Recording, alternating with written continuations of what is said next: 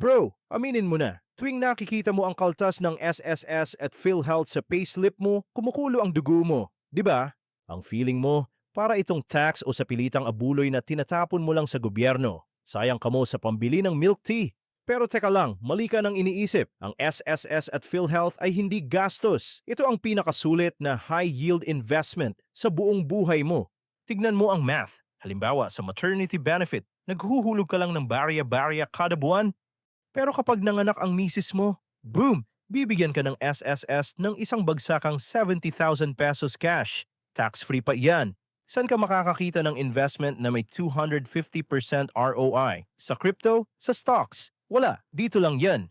At kung magkasakit ka naman, nandyan ang PhilHealth para sagutin ang bill na akala mo magpapahirap sa'yo. Kaya wag mong isnabi ng kaltas sa sweldo. Pera mo yan. Karapatan mong bawiin yan ng may tubo. Gusto mo bang malaman kung paano i-maximize ang benefits mo? Panoorin ang full video sa channel ko. Click here.